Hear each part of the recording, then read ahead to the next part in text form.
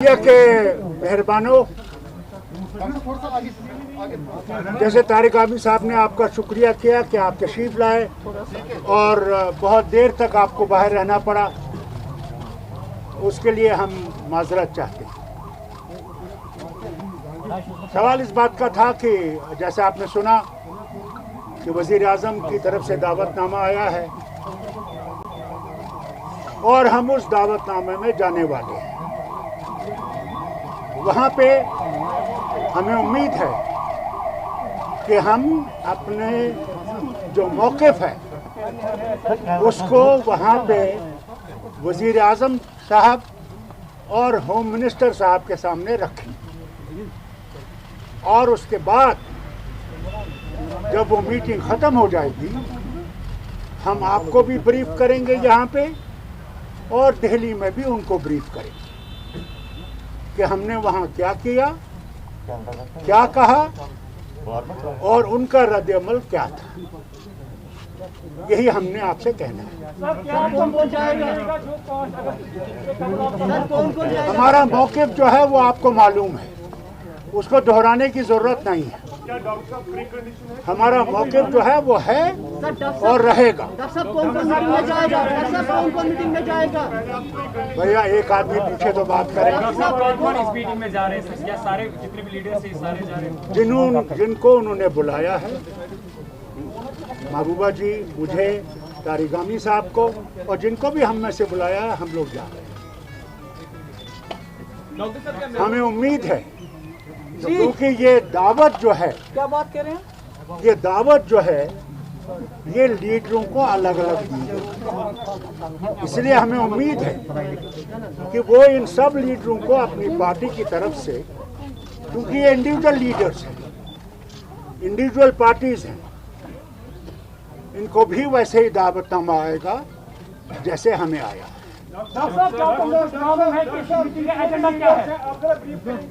जिनको इन्विटेशन आई है, क्या सभी लोग जा रहे हैं और साथ साथ में ये भी जी हाँ, सब जा रहे हैं और आपको पूरा मैंडेट जो डॉक्टर साहब हम बात करेंगे वो सबकी तरफ से होगी। मेरा जो देखिए, ये भी बात करेंगी अपनी तरफ से, मैं भी बात करूंगा। हमारा जो मौक़िफ़ है वो सबको मालूम है।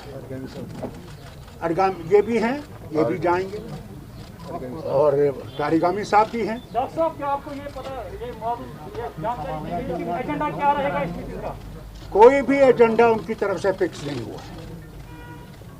वहाँ पे आप हर बात पे बोल सकते हैं। ये डॉक्टर साहब इसलिए पूछ रहे हैं कि ये लोगों का एक फीडबैक है कि जो दिल्ली में मीटिंग होने वाले हैं तो उनकी चॉइस होगी, वही होगा। कोई भी लीडर उनकी शायद किसी की ये सुनिए जरा, मैं इसमें एक गुजारिश कर लूँगा, आपके जो कंसर्न हैं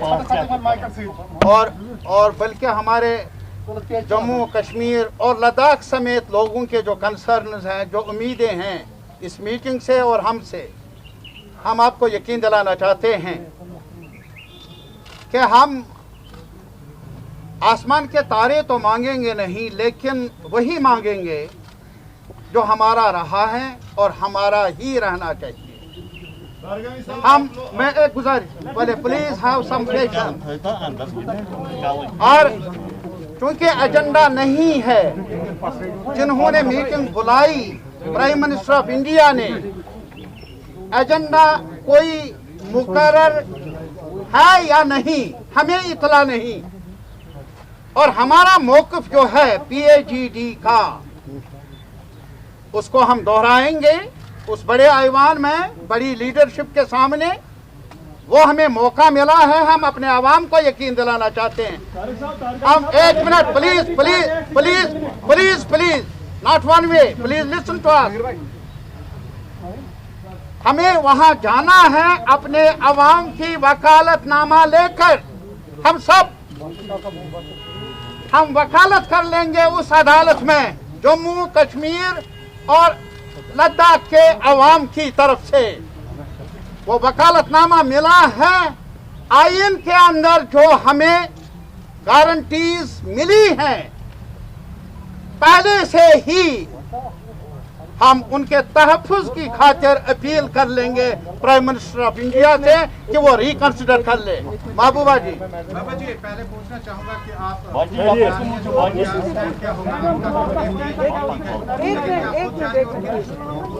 देखिए, हम डायलॉग के खिलाफ नहीं हैं। आप जानते हैं मुफ्ती साहब हर बात शुरुआत करते थे डायलॉग के साथ। वी आर नॉट अगेंस्ट, हम डायलॉग के खिलाफ नहीं हैं, पर हम ये ज़रूर चाहते थे कि कुछ कॉन्फिडेंस बिल्डिंग मेजर्स होने चाहिए।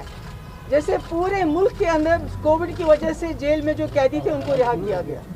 जम्मू कश्मीर के हवाले से भी ये होना चाहिए था, जो हमारे सियासी कैदी हैं या दूसरे डेटेनीज हैं उनको रिहा किया जाना चाहिए था। अगर वो वाकई चाहते थे कि वो जम्मू कश्मीर के लोगों को रीच आउट करना चाहते हैं, हम लोगों को रीच आउट करना चाहते हैं, जिनको पिछले 2 साल से उन्होंने इतना ह्यूमिलेट किया है, तो मैं समझती हूँ कि कम से कम ये उनको करना चाहिए था। मगर इसका कतई मतलब नहीं है कि हम डायलॉग के खिलाफ हैं। दूसरा, हमारा ये ख्याल था कि अगर PAGD के हेड के तौर पे फारूक साहब जाएंगे, मगर इनका ये है कि नहीं, हमको इंडिविजुअली इनवाइट किया गया है, सबको अलग अलग जाना चाहिए। हम उम्मीद करते हैं कि जैसे फारूक साहब ने भी कहा कि वहाँ कोई एजेंडा नहीं, उनका जो भी एजेंडा होगा, मगर हम अपना एजेंडा उनके सामने रखेंगे और बखूबी रखेंगे। और हम उम्मीद करेंगे कि हमारे जाने से कम इतना हो, जो जेलों में यहाँ और यहाँ से बाहर हमारे लोग बंद हैं उनको रिहा किया जाए, और साथ में जिनको रिहा नहीं कर सकते उनको कम से कम जम्मू कश्मीर ले आए।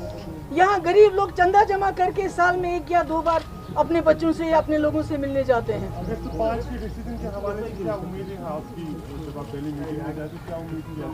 नहीं, हम कोशिश करेंगे कम से कम जो कॉन्फिडेंस बिल्डिंग मेजर्स हैं, जैसे कैदियों की रिहाई है, हमारे लोग यहाँ मुसीबत में हैं जिनका बहुत नुकसान हो गया 2019 के बाद, ट्रांसपोर्टर्स हैं, टूरिज्म है, बाकी है। मगर ये बातें बात की है। पहले हमारा, जैसे फारूक साहब ने कहा, जो हमारा पीपल्स अलायंस का जो एजेंडा है, जिसके लिए हमने ये अलायंस बनाया हुआ है, जो हमसे छीना गया है, हम उस पर बात करेंगे कि ये आपने गलती की है, ये इलीगल रहा है, ये अनकॉन्स्टिट्यूशनल है। इसको बहाल किए बगैर जम्मू कश्मीर का मसला और जम्मू कश्मीर के हालात और इस पूरे खित्ते में आप अमन बहाल नहीं कर सकते। नहीं, मैंने कहा पॉलिटिकल लीडरशिप को भी इनको करना चाहिए, जिनको रिहा नहीं कर सकते कम से कम जम्मू कश्मीर शिफ्ट करें। मैं सफाई से एक बात कहना चाहता हूँ। जहाँ तक कैदियों का सवाल है, जैसा कि अभी आपने कहा इंजीनियर रशीद साहब हैं, क्या और भी लीडर है? अभी शबीर साहब बेचारा बीमार है, बहुत ज्यादा बीमार है, और कई हमारे नौजवान जो हैं मुख्तलिफ जेलों में हैं। डॉक्टर साहब, हमारे पार्लियामेंट मेंबर मसूदी साहब, इन्होंने भी वकालत की है पार्लियामेंट के अंदर भी, लेकिन सुनवाई नहीं हुई। आज हमें एक और मौका मिला है। सबसे पहले ये कि ये गलतफहमी ना हो कि उनका एजेंडा क्या होगा। हम वहां उस एजेंडे पर दस्तखत करने के लिए नहीं जा रहे हैं। हम जा रहे हैं प्राइम मिनिस्टर ऑफ इंडिया की तरफ से कौन सी तजवीज़ है, अगर वो हमारे हक में होगी, जम्मू कश्मीर और लद्दाख के हक में होगी, हम हाँ करेंगे। अगर वो हक में नहीं होगी, हम बरमला ना कर लेंगे।